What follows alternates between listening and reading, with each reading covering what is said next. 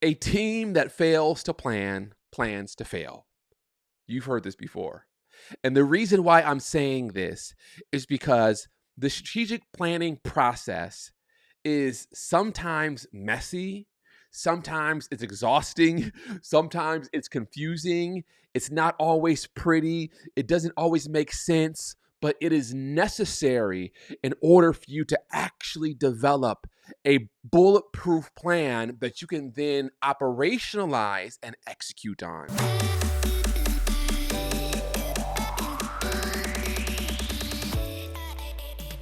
In today's episode, I want to deal with something that really should be on every single one of our minds.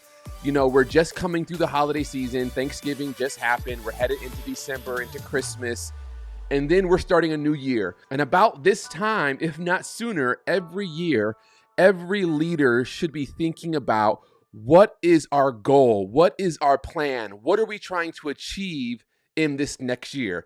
Now, I want to stop and just say that hopefully you have, as a team, a 5-year, 10-year, and 10 years might even be too long with this crazy environment that we're living in now, but at least you should have a 5-year strategic plan, every leader.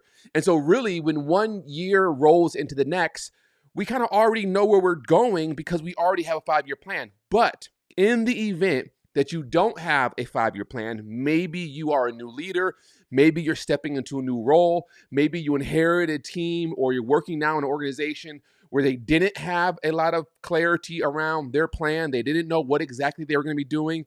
And so you're stepping into this new year saying, hey, we need to figure out what we're going to be working on in 2023. Well, this is the episode for you because I want to walk you through just a few tools that you can use that will really help you get clarity and get consensus around what your plan should be for this next year. Now, the first thing I want to say is that when you start this process, do not start this process alone. Let me just have a pregnant pause there for a moment. Do not start the strategic planning, visioning process alone. It should be from start to finish a shared endeavor. You want to make sure that you're involving the right individuals on your team, the right stakeholders. You're getting the right directors and your reports who are critical to actually accomplishing the plan. You want to make sure that they have a seat at the table. You don't want to create a plan that you just came up with in your office alone by yourself. No, you want to be able to enlist and enroll the feedback of your team, of your direct reports, the people who you report to. You want to make sure that you are involving as many people as necessary in this process. Now, that doesn't mean that you make this a company-wide process and you have, a strategic planning session with, 100 people in there. No, that's clearly too large. What I'm suggesting is that you at least need your core team who are responsible for all of the areas of your department. They need to be a part of this conversation. Now, you might not always get along with your core team, and you might be like, man, it would just be a lot easier if I did it myself. Do not take the bait, because I want to warn you that if you don't involve the right people in this process, even though you might actually produce a solid strategic plan, a solid set of goals that you can accomplish this next year, your team won't buy into it. You have to give them an opportunity to weigh in. You've heard this before. If you want them to buy in, you have to give them an opportunity to weigh in. And so you want to make sure that you have the right people. Now, once you know that you have the right people who are going to be a part of this planning session, you want to set aside a 2, maybe 3 day, whether it's an offsite or an onsite, you want to set aside a good chunk of time for you all to do the work. Now, if it's just you and your direct reports and there's a small team and this is something that you can get done in an 8-hour session, or maybe something you can break up over a couple of weeks where you have 4 or 5 hours at a time where you're working on it, that's fine. But I want to encourage you that in addition to having the right people involved in the conversation, you also have to set aside the right amount of time. I've worked with too many teams who try to fast track this planning session. They feel like there are bigger fish to fry, that this conversation isn't really that important. And so they try to cram the entire year, or even worst case scenario, the entire 5-year plan into a 2-hour meeting. And that's just not good practice. You are not going to be able to produce a solid plan in 2 hours. I don't care how brilliant or how ingenious the people around the table are. You need to set aside time. So the first thing you want to do is make sure you have the right people involved in the conversation. The second thing you want to do is make sure that you are setting aside the right amount of time. And I always recommend at least 2, maybe 3 days, at least 2 days, emphasis added on at least 2 days where you all can really dig in. And then once you have the right people and you set aside the time, you are in a distraction-free zone. You tell people to put away their cell phones, you have them close their computers. You really want to just dive in. And the first place that you start is you want to gain organizational perspective. You want to make sure that the people on your team are all operating with the same perspective. So what that means is you need to take some time and say, okay, let's review where we've been over the last 5 years. What's worked well for us? What hasn't worked well for us? Let's make sure we're all on the same page as it pertains to some of the burning issues we feel we're facing. Let's make sure that we are all on the same page around what our strengths are as an organization, what our weaknesses are as an organization, what our opportunities and threats are as an organization. That's why you do a SWOT analysis, because it really is a level-setting conversation where it allows everyone in the room to make sure that we're all on the same page. And so you really want to take, an hour, 2 hours to really just talk about where have we been, what's worked well, what hasn't worked well. You can even use the 4 helpful lists that I introduced in a few episodes ago, where I talked about asking your team, what's right with our team, what's wrong, what's broken, what's confused, what's missing. You can use that tool as well. That really helps you gain perspective over what's going on around us and what environment are we currently operating in. Another way they frame this is doing an environmental scan or an environmental map, where you're really looking at, okay, what's happening financially, what's happening technologically, what's happening with our competitors, what's happening with our personnel internally. And you really just gather as much data as you can to ensure that whatever plan you come up with, it's actually going to be scratching where your primary stakeholders, your customers, your team is itching. So the first thing you want to do is you want to gain perspective. After you've gained perspective, then you can begin to enter into a conversation around, where do we see ourselves in 5 years? Now, this is difficult for some people because some people have a hard time seeing into the future because they can't see past reality. Whenever you have a vision conversation with your team, there are going to be some people on your team who just have a hard time with vision.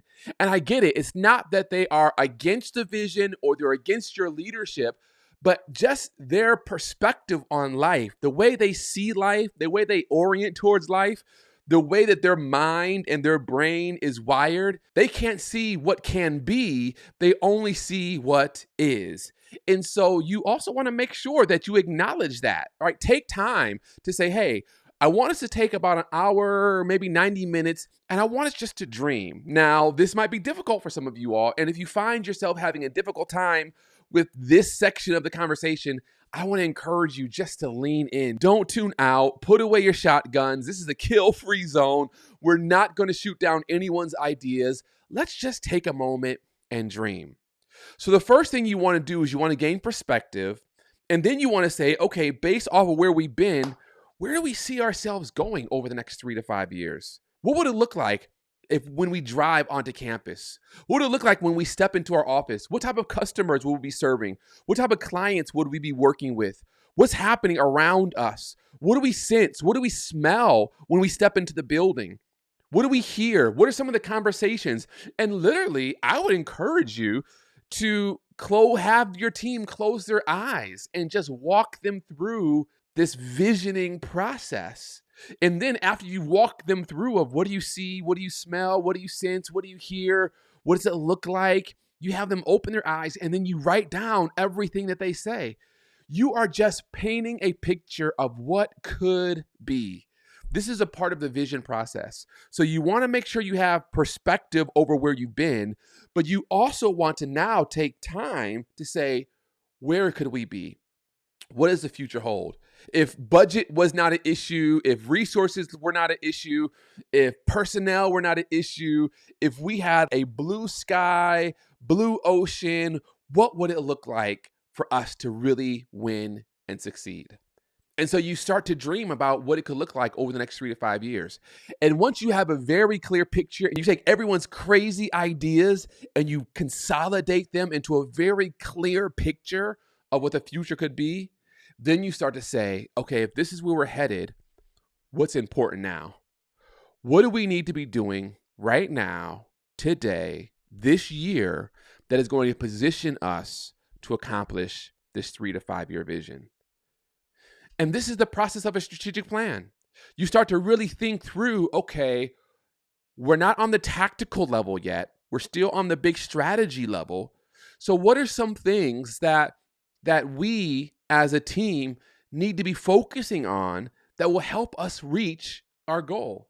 If our goal is increase, customers, or to hit a certain revenue target, or maybe it's to put out so many publications, or maybe it's to serve so many students, or maybe your goal is to grow your membership by X amount. Okay, what are the strategic levers we need to be pulling right now that can help us reach this goal? Now, I want to tell you that a team that fails to plan plans to fail. You've heard this before. And the reason why I'm saying this is because the strategic planning process is sometimes messy, sometimes it's exhausting, sometimes it's confusing, it's not always pretty, it doesn't always make sense, but it is necessary in order for you to actually develop a bulletproof plan that you can then operationalize and execute on.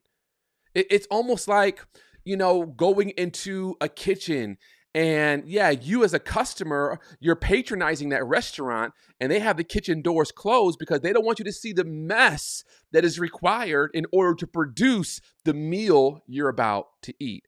And that's kind of like the strategic planning process. It can be very messy. And sometimes we might not see eye to eye and there might be some disagreement and some argument and some conflict and some debate. And sometimes I might want to just tune out and I feel like, man, I'm wasting time. I could be sending emails right now. I could be talking to customers. I could be, getting more sales right now. But you have to do this. This messy process is required in order for you to actually win as a leader and as a team. So the first thing you do is you make sure you have the right people and the right amount of time allocated to have this conversation. And then once you're in the room together, you get perspective. We want to also look at some archival data. How have our sales been? How has our membership growth been? What are some of our successes that we have accomplished over the last several years? Have the finance person bring data into that conversation and put all of that on flip charts around the room so everyone can see it. And then when you have this clear sense of this is where we are, then you want to move to, okay, this is where we're going. Let's dream together. What does it look like? What does it feel like? What does it sense like? Where could we go?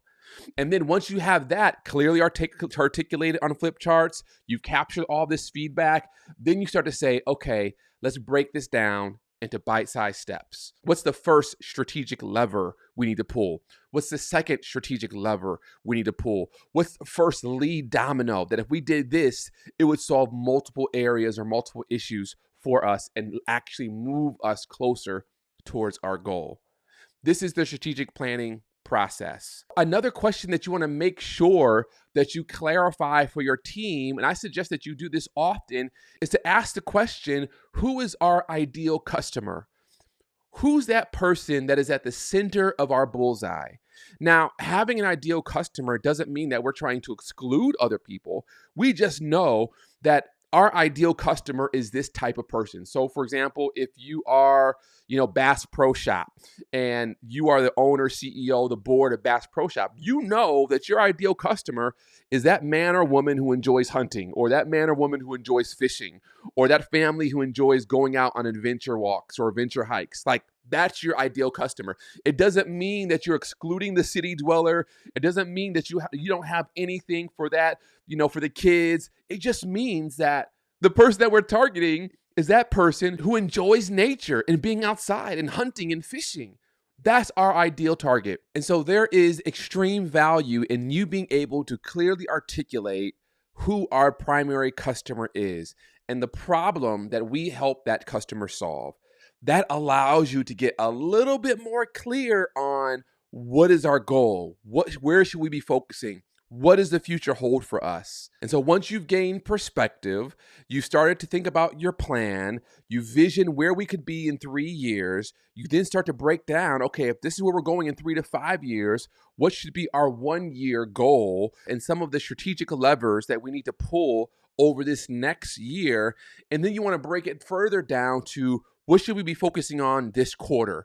Now, I always encourage teams, depending on the size of the team, not to focus on more than 3 or 4 objectives for each quarter. So every 3 months, we want to identify 3 or 4 kind of high-level objectives that are cross-functional, everyone will work on, that will help move us towards our goal. This is in addition to what I'm doing for my daily job, whether it's sales or marketing or teaching or consulting, whatever I'm doing, I'm still doing that. But I also know that as a team and as an organization, I have 3 or 4 objectives that we are collectively working on.